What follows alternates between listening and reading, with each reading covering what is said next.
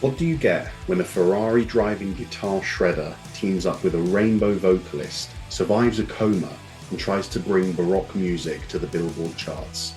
You get Yngwie Malmsteen's Odyssey album, an album that changed metal forever. Welcome back to the Long Live Rock and Roll podcast with myself, Laz Michaelides, and my co-host, Mr. Felipe Amarin. How you doing, bro? Doing great. Hello, everyone. I hope you guys are doing well. Good.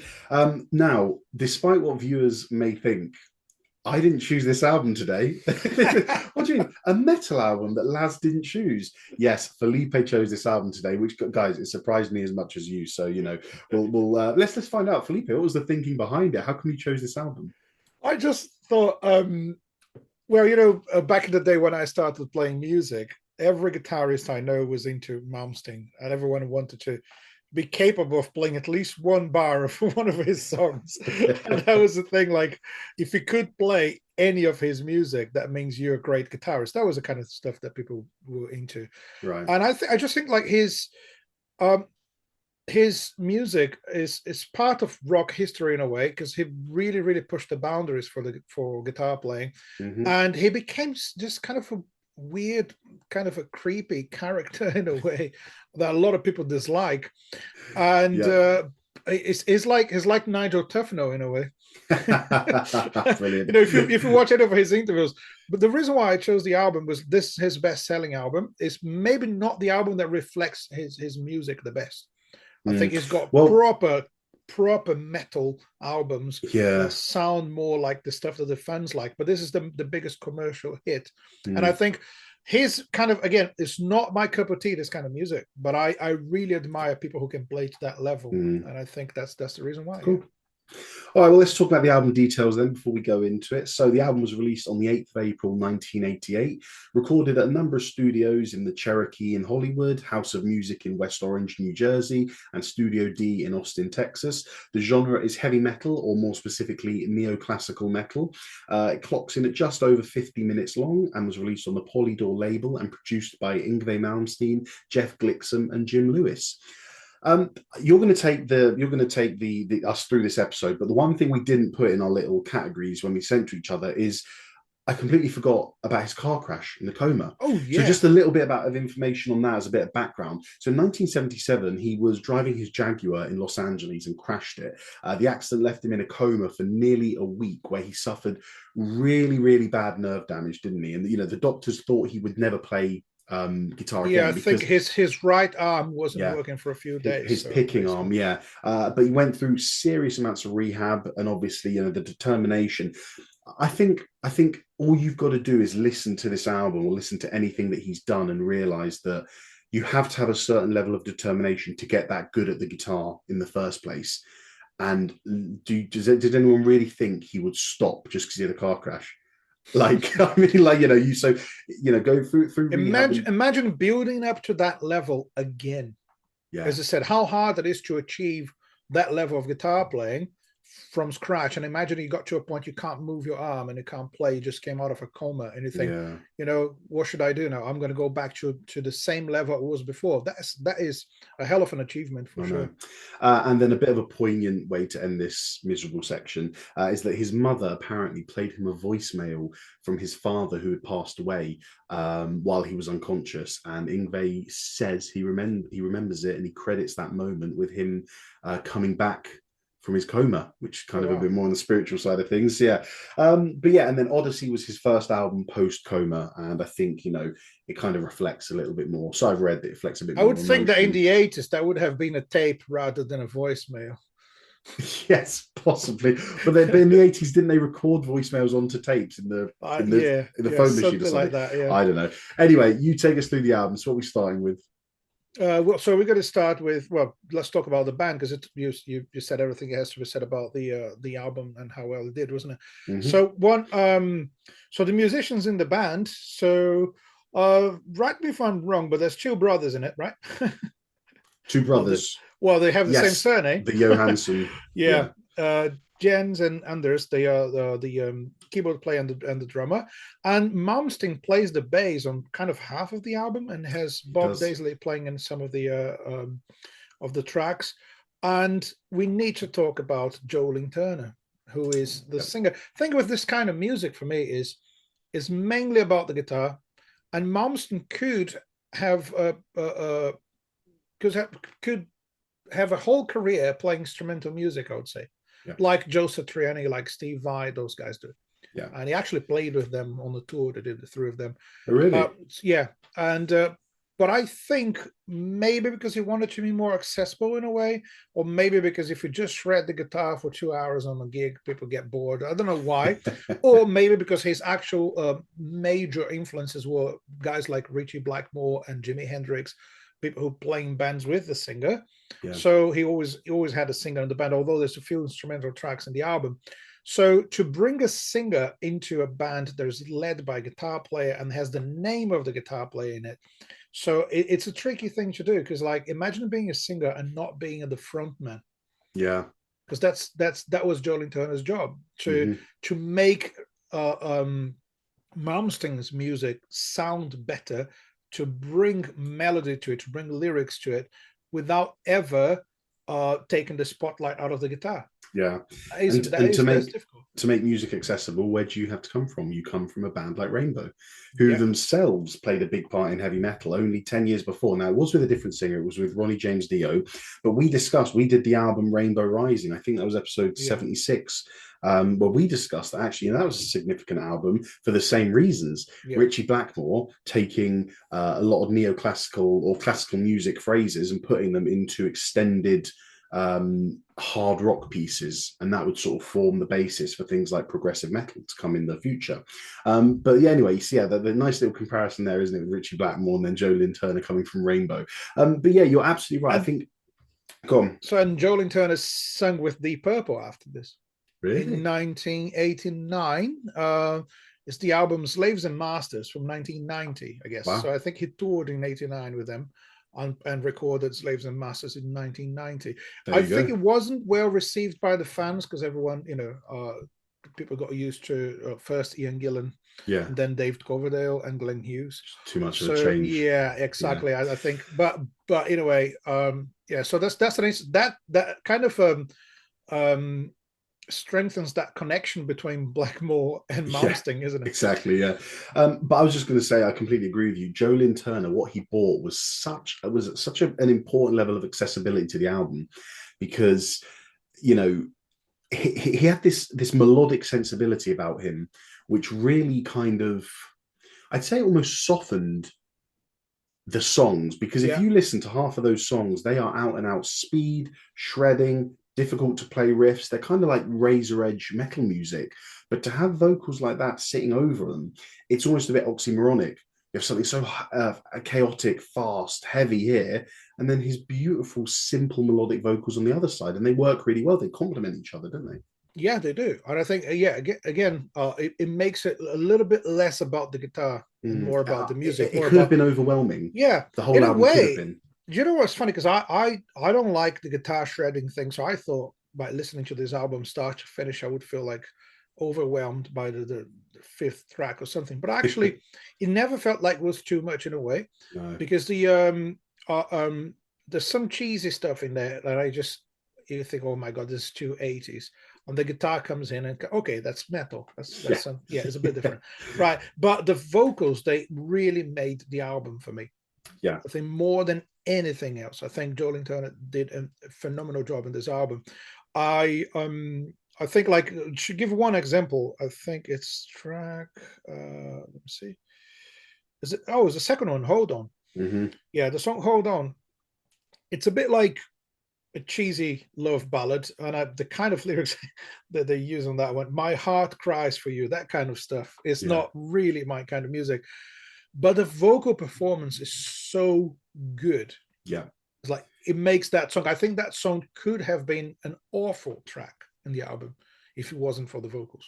Yeah. The one of the two songs I really didn't like, but actually in the end I liked it because of the vocals. And I agree with you. And I think another two that his performance makes the song far better than it could have been was Crystal Ball and Deja Vu. And two others that I thought really were made perfect for the album with his vocals. Yeah. But yeah, I mean, what a performance, really does tie in and finds that beautiful balance. Because I think, you're on the verge musically of it falling only into glam metal. Yeah. But because we have that technicality, that shredding, that neoclassical vibe to it, Yeah. it really does sort of fall into more of a heavy metal aspect. You know, despite some of the guitar tones and the production, which we're going to talk about later, I would liken this more. We discussed it before. Ozzy Osbourne in the 80s. Yeah. You've got him on one side of metal, which is actually the heavy metal moniker attached to it. And then you've got glam metal on the other side. They don't sound too different. No. But it's about the attitude. And I think Yngwie's attitude here is not about the look, talking about, you know, having sex with your teacher, not this and not that. Like, you know, he's way more on the musicality stuff. Way more he's way more pushing towards the musicality side of it. Yeah, exactly. And again, with a singer like that, you can really sound like a metal band. Yeah. You wouldn't do that without a singer who couldn't reach those notes to start with. The vocal range is impressive. Very good. Yeah. I thought he did great on the album. Yeah. Yeah, no, all of it. Like everything. He's the one guy that really shines on every track, I'd say. Yeah. Really. Apart from Yngwie. Don't let Yngwie hear you say that. Oh, yeah, for sure. Yeah. Cool. So talking about him, I think the next topic is his influences, isn't it? Let's do it. Am I following the script correctly? You lead it, bro. It's your album. So there's the inevitable comparison with Richie Blackmore, which I said right at the beginning, but that comes for me because his look is kind of the same. Mm-hmm. The hair, the clothes, the guitar. Yes. The color of the guitar. Yeah. And as you think, I was going to say, as when you went from Richie Blackmore's era, which was early 70s, guitar has changed so much, the look of a guitar, the different styles of a guitar. And it shocked me when I sort of started digging into Yngwie to see that he used a Strat. Yeah. And then I think, it must be the obvious influence of Richie Blackmore. Yeah, exactly. And he would kind of sometimes deny influences and stuff, but he always, again, he's a bit of a Spinal Tap character. So he would say, hey, I have no influence from any guitar players. It's just classical music and stuff. Yeah. And then, but he shows his admiration for Blackmore more than once in a few interviews. And one interview he did, I think, for the Swedish TV, he said something about like when he was 8 years old, he got the album Fireball by Deep Purple. Yes. And that's what changed his life. So that's the one. So the influence is there. And you kind of never get away from your early influences as a musician. I think every musician can say that. Mm-hmm. If you started like as a heavy metal guitar player, one day you decide to go into jazz music, you still have that metal thing, or even if it's the other way around. Yeah. And I think he could never get away from that influence. But the thing is, it looks too similar in a certain way, so that's why people compare. And the style as well, bringing classical music into rock. But I think he's even more technical and faster. That's the thing. That's what is impressive about him. I watched an interview with Richard Blackmore about him, and he was going on about the fact there's a bit creepy to him, that there's all those similarities, right? Interesting. But the biggest compliment he gave to Malmsteen was, he's not an idiot. It basically said, when you first see him, you think he's an idiot. It's like it's a bit creepy with all the style and stuff. Yeah. But when you hear him playing, he's not an idiot. You can tell that. And one more thing about that is when they met a few times, apparently. The first time they had a beer together, and Malmsteen said he played on Richard Blackmore's guitar, and they talked about music and stuff. The interviewer was like, so how was it for you? Like, because you met your childhood hero, how was it? And he said, no, he behaved more like a fan than I did. Wow. Well, you will never know, because both of those characters would claim to be like the best guitarist of all time. And they both have severe accusations of arrogance, and I think I'll leave that. I find it particularly funny. It is, because you're right. It's very Spinal Tappy. It's like, which obviously one came before the other, but then the other one is saying, actually, no, because I've done it so well, he's my fan, and it really is quite comedic. But they're both, let's say, confident in themselves. They're both arrogance I've heard, but you know, I think when you have the level of talent that they both have, then maybe it does allow you a certain amount of arrogance. Yeah, for some people that's a consequence. There's one more thing I want to say Go about for him it. in terms of influences. He also claimed that he never practiced guitar. Okay, what did he play? What did he learn? So how can you not practice and get to that level? We know it's impossible, right? I So thought you were basically, there like, yeah, he learned the violin and then no, he translated said, it. Malmsteen said, I've never practiced guitar. From the first time I picked the instrument, I was performing.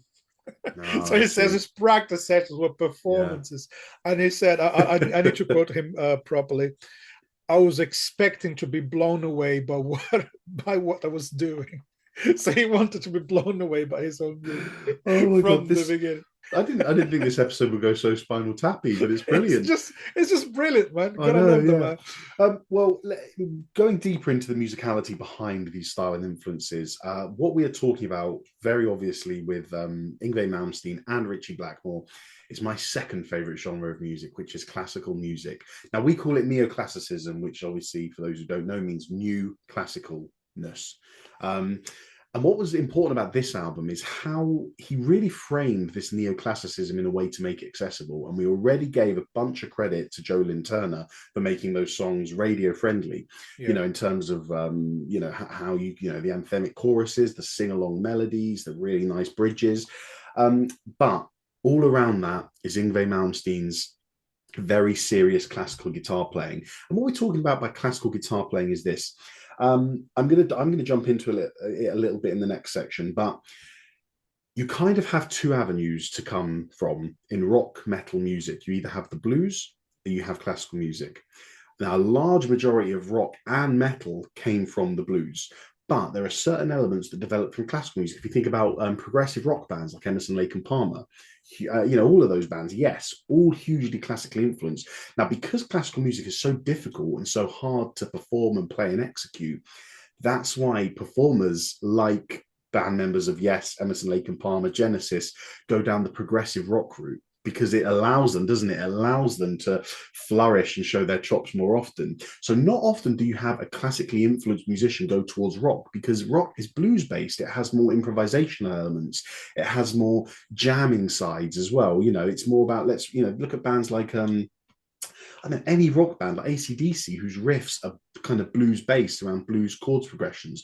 You're definitely not hearing classical chord You can even hear progressions. some country in AC/DC, but you Yes, can't yeah, hear classical at no, all. There's exactly. nothing of it, So in to my expand, opinion. what I'm saying about this, no, you are right, is that drawing on classical guitar scales, classical music scales, you know, some particular ones that Yngwie uses a lot. If you've got the harmonic minor scale, Phrygian runs. Now, Phrygian is a guitar mode, and we're not going to go too deep into that, but a mode is basically playing a scale, like the major scale.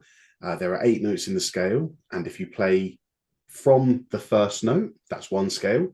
If you play the same scale but from the second note, that's another scale. From the third, another mode, sorry.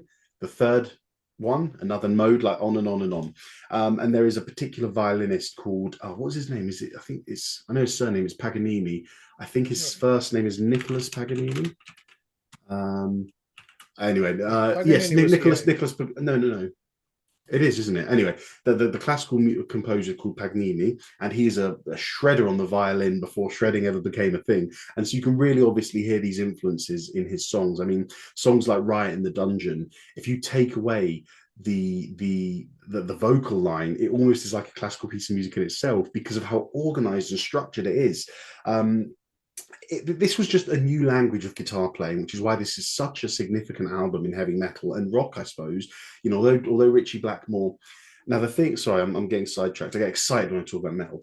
Well, the thing with Ritchie Blackmore is he was a neoclassical guitarist at heart, but Deep Purple required him to play some of the bluesy elements, which is why Machine Head is such a brilliant album because you have the bluesy elements in some of the funkier, bluesier songs. You think Smoke on the Water, Maybe I'm a Leo, stuff like that. But then songs like, you know, Lazy is another example. But then songs like Highway Star, where you get those dual call and response things from the guitar and the keyboard, where they're both just sort of playing very organized, structural, scale-based phrases.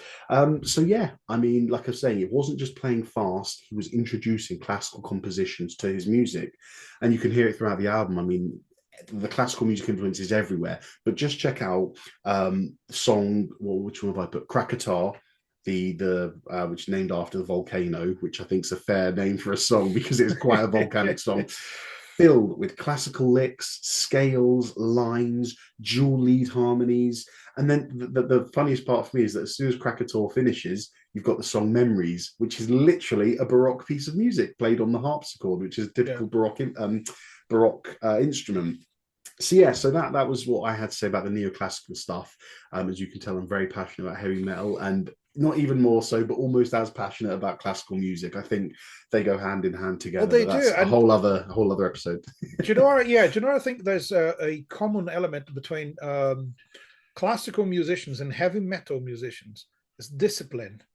Perfectly said. You can't play those genres without being really organized with your practice. Yeah, absolutely. And like, because you can't fail when you're performing those things. Yeah. If you're playing like improvised kind of music, like jazz and blues and classic rock, you can jam, you can improvise, you can sometimes get away with a mistake, and that becomes your mistake becomes an inspiration for yourself to go into a different direction in the song. Yeah.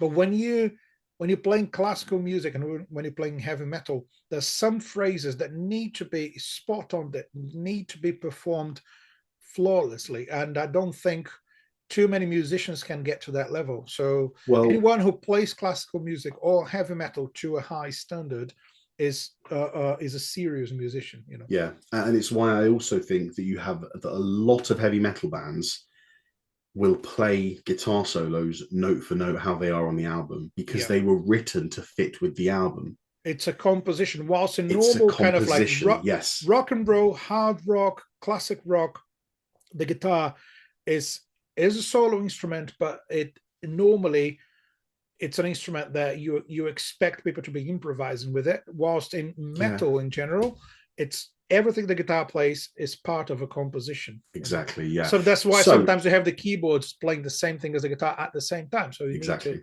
to unisons with the guitar. That's not an easy thing to do. You need to be really precise. So with that in mind, I would just like to go on and talk a little bit about what this did for metal. And there is one subgenre of heavy metal that is quite significantly influenced by this album, and that is what we call power metal or symphonic metal. There's a few little elements that are different within them, but ultimately you can kind of group them as the same thing. Now, before Odyssey, as I said, metal was predominantly blues-based. And what I'm saying by blues-based is not that it followed a blues chord structure, but in terms of scales used, Black Sabbath and Tony Iommi were inundated with scales that were using the pentatonic scale. Now, the pentatonic scale is a major or minor scale, but you remove some notes. Penta means 5. There's only 5 notes in a pentatonic scale. And what it did is it stopped one scale from being a bit too intricate. Okay, 8 notes, which ones do we choose? Get rid of some of them, and you've got 5 left. And it kind of summarizes it, doesn't it? I think it's the minor pentatonic summarizes the minor scale. So, it doesn't have all the notes, but it's the best of. The best of, perfectly put. But yeah, so because just of this, just the hits, yeah. But then as we sort of established, as metal moved on and evolved, and we kind of moved into thrash, into death metal, we moved away from the blues side, and then looking at people like Yngwie Malmsteen, who took influence from Rainbow and Deep Purple and the neoclassical elements of them, started incorporating this classical stuff more. And this, especially this album, among others, was so influential in Europe in the late 90s and early 2000s. Now, Europe itself, God, man, we could do a whole episode on this. Europe itself, as a background, came from classical music. Britain and America had a blues background, and we know this because blues started in America, and then it came over to England in the late 40s and 50s, and that's when we got the blues boom in the UK. So UK and USA, blues-based. In Europe, classical-based. So when metal started growing in the 70s and 80s, Europeans were thinking, what can we do with this? And then suddenly you have someone like Yngwie Malmsteen turn up and be like, here's how you put your classical influence into heavy metal. And like, oh shit, look at this. Because that's part of their tradition. It's their cultural background. People grew up listening to classical and learning classical music in music schools or even at normal schools. So Yeah. yeah. And so then because of that, you end up having power metal bands like Stratovarius. They're from Finland, I think. Rhapsody of Fire from Italy. Sonata Arctica, I think, also from Finland. And Blind Guardian from Germany. One other band I'm going to add in, because they're not from Europe, is Angra from Brazil. Oh yeah. Led by Kiko Loureiro. Yes, Who was a exactly. huge Malmsteen fan. You've got power metal bands like that, symphonic metal bands like Nightwish, Therion, and Camelot, all taking these elements from Yngwie's stuff, all taking the neoclassical guitar style, fast arpeggios, harmonic minor scales, baroque phrasing, the classical and the metal fusion, classical composition techniques with energy of metal, guitar and keyboard playing each other, call and response, dueling together, playing harmonies on top of each other, the soaring operatic melodic vocals over complex instrumentation, and the melodic metal accessibility, taking technically elite music and making it engaging and accessible. So there you go. And that's what Odyssey did for metal in the world. It basically pioneered power and symphonic metal. Interesting. Wow, man. Go. That's a really in-depth analysis. I love that. Yeah, I tried really to keep it as short as possible. I'm very passionate, as you guys all know. But it's yeah, really interesting to consider those elements of classical music and when they came from historically, and to see that classical music has survived through other styles. You know, and you made the best argument, and I completely agree, and could go on forever about why classical music and heavy metal music are the closest genres to each other. Yeah. But at the same time, like you said, on the surface, you'd never think you listen to Metallica and be like, oh, well, that what goes hand in hand with, Beethoven. But just look at the crowds, right? The normal audience for a classical concert and the normal audience for a rock. Well, if a normal classical concert is suit and tie, then normally a black suit, right? And most metalheads wear black, Yeah, so basically classical music is heavy metal without the headbanging. So that's there you go. And with acoustic instruments, I think. But yeah. Anyway, shall we move on? So your next topic is the 80s sound of production. Yeah, what I think about this album makes it a bit too cheesy. Some of it is the sound. The snare drum sound is typical 80s with a lot of reverb and sounds a bit artificial in a way. So the whole drum sound is a bit overproduced in a way, and a bit echoey at some points. The everything, vocals and everything. The layers of vocals with the harmonies and stuff. I think the 80s sound of this album is the worst part of it in a way, because 80s production became it really became a thing of the past. You're not going to do that ever again. I don't think people want to go back to that style of recording.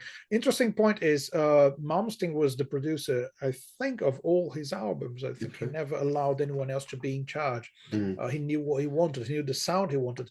But I think in terms of arrangement and what makes it, at some point, it makes it sound a little bit worse than I expected, is the 80s style in songwriting as well. So I'm gonna just check the track list, because there's a couple of songs that I think Hold On, which I mentioned, which is great because of the vocal performance.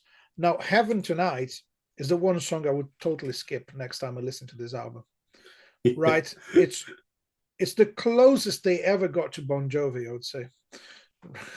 That's a great comparison. Yeah, sounds very because similar. There's a breakdown with the vocal harmonies in the middle. It's like You Give Love a Bad Name. It makes me think of that song. So I wouldn't expect to listen to Malmsteen comparing him to Bon Jovi. Sorry for the Malmsteen fans out there, but that song simply doesn't make it to my list of best songs in the album. Anyway, so that's not my favorite in a way. So sounds too 80s. Now, the same thing I can say about Crystal Ball and Now's the Time.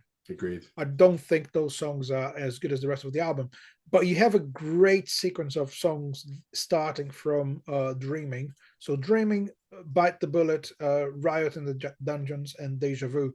Those songs are proper metal, in my opinion, and they break away from the 80s vibe. So I think every time it got too cheesy because of lyrics and vocal harmonies and all the 80s things, a guitar solo comes out of nowhere, and then saves the song. That's one thing that must be said about the album. every guitar solo is flawless. Every vocal performance is amazing throughout the whole album. So even the cheesy numbers, they only cheesy because of the mostly because of the love ballad sort of lyrics and an 80s production, but the songwriting is always good. So that's what I would say about it. And the one song that I really, really enjoyed was Dreaming, because it's an acoustic piece, and there's a lot of classical elements throughout the whole song, played by the keyboards and the acoustic guitar. And he does something amazing, going from an acoustic guitar solo into electric guitar solo straight away. Yeah. So it becomes like a power ballad, like a metal ballad, when the electric guitar comes in. You at that point in the song, you're not thinking of electric guitars anymore. You think, oh, that's an acoustic piece, that's how it's going to be. Yeah. And he surprises you with this amazing solo. So I think that song is probably my favorite, followed by the next track, Bite the Bullet, which is an instrumental track. It's a really short, like a 1.5-minute instrumental song, but everyone is shredding all the way through, and it's a beautiful piece for that kind of style.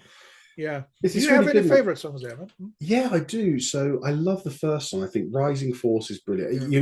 Your listeners are not going to be surprised that my favorite ones are the metal ones. Rising Force is brilliant. Bite the Bullet, Riot in the Dungeons, Faster Than the Speed of Light, and Krakatoa. I think those ones are all fantastic, especially Krakatoa. I mean, I'm not one for...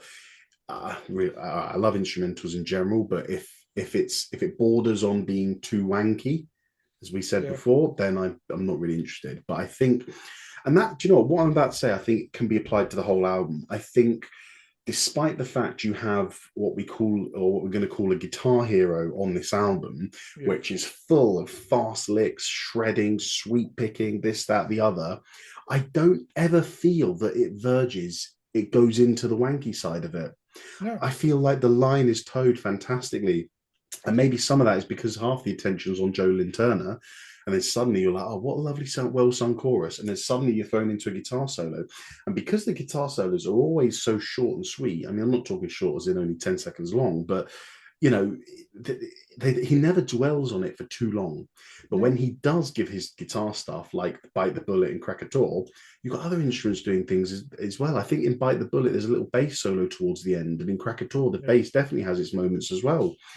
And although it might be him playing it, it's like at least he's differentiating. I don't think it's him on that one. No. Well, the instruments are differentiating. So yeah, no, those are my favorites. In terms of what you were saying, my points about 80s, the sound and production, I agree with everything you're saying. I think half of them, they're like arena rock anthems, aren't they? Yeah. It's what you kind of expect, like Bon Jovi or Aerosmith to hear, play in their stadium-filled gigs. I agree with you. Heaven Tonight, Now Is the Time, Hold On. These ones are essentially like arena rock anthems. Very cheesy, very production. The snare drum, very obviously. But I actually think I read somewhere that the label wanted him to break into the US mainstream. And I just think this is a really interesting way of doing it, because I feel like he has maintained his artistic integrity. I don't feel like he has sold out. I don't think that at all. There's the instrumental tracks are there to prove your point, I think. Yes, but even if you want to make an album that's entirely designed to be a commercial hit, you won't have any instrumental tracks in it. Yeah, that's a good point. But I still think even songs like the ones you said that are pretty cheesy, I still think in that song, even he listened to it and was like, it needs a shredding solo right now, just to bring it back to me, my way. Yeah. But yeah, anyway, what a great album. Should we move on to the final part of the episode? Yes. Cool. So, Guitar Heroes. There we go. Yngwie Malmsteen and Guitar Heroes. 2 words or 2 phrases that you hear together quite often. Do you want to kick us off? What do you think about this? What I would say is, if I had to put a title on this section of the show, I would say, Guitar Heroes, do we need them?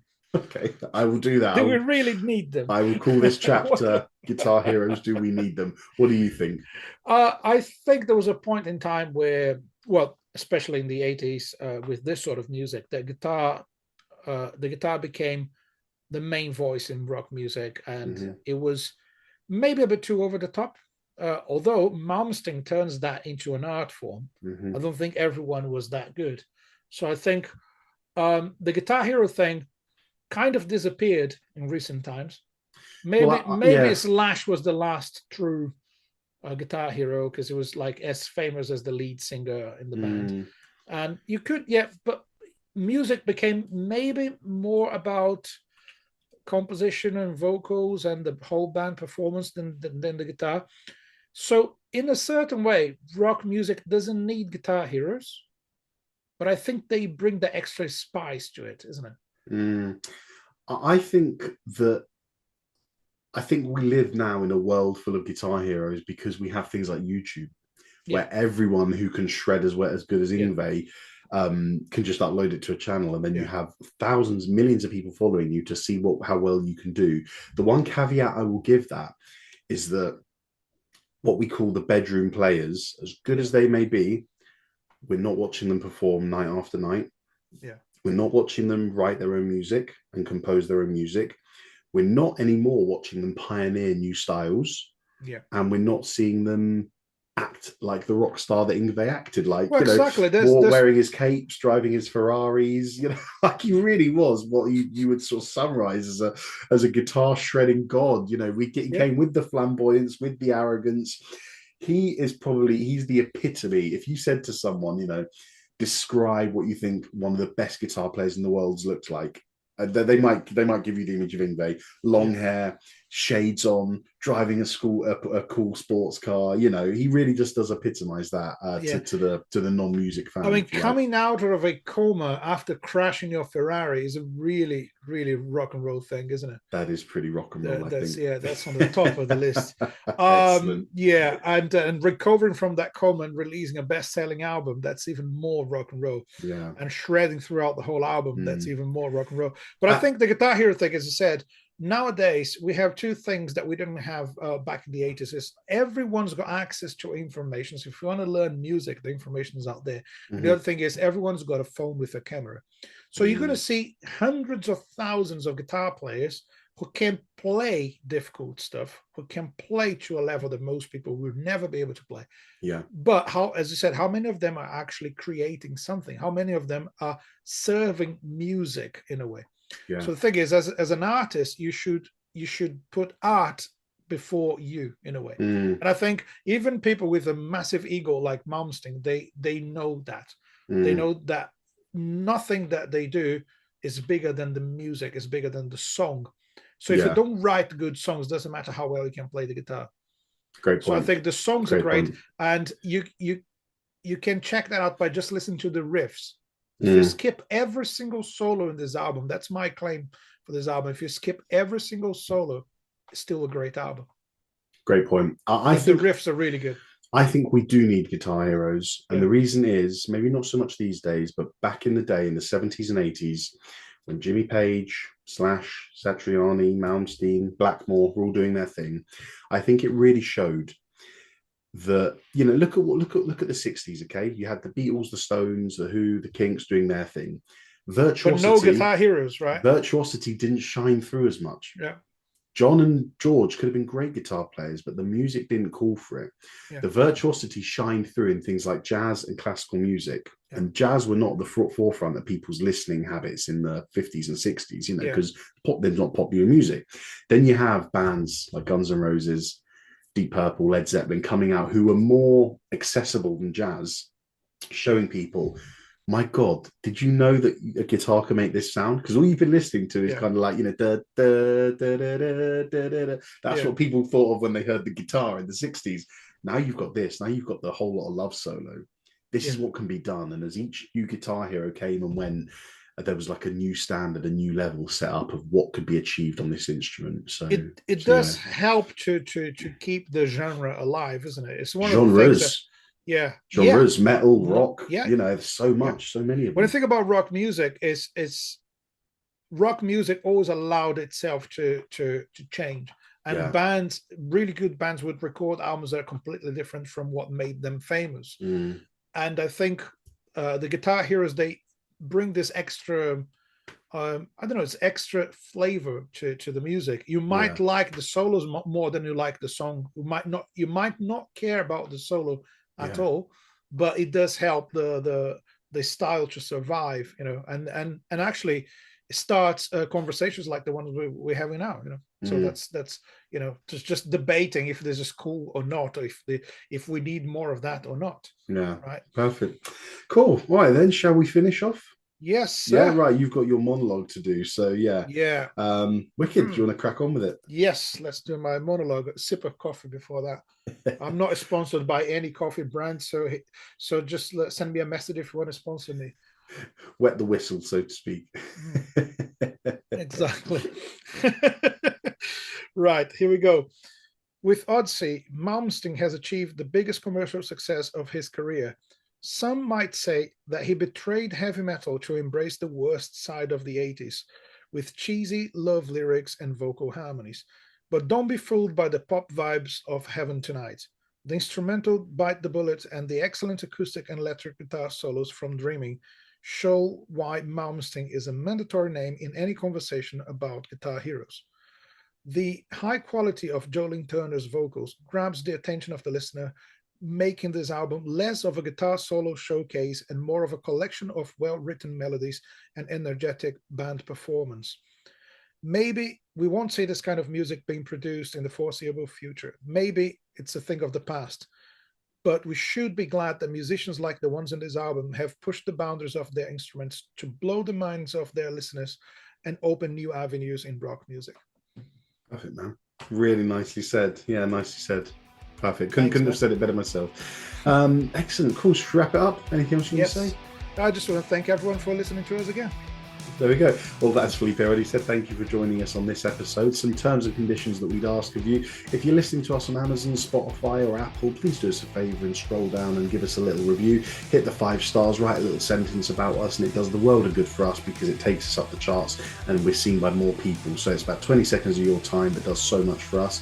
If you're watching on YouTube, make sure to like and subscribe to stay up with our new content. Thanks for being with us once again. Keep on rocking, everyone, and don't do anything I wouldn't do. And as usual, guys, take care and long live rock and roll.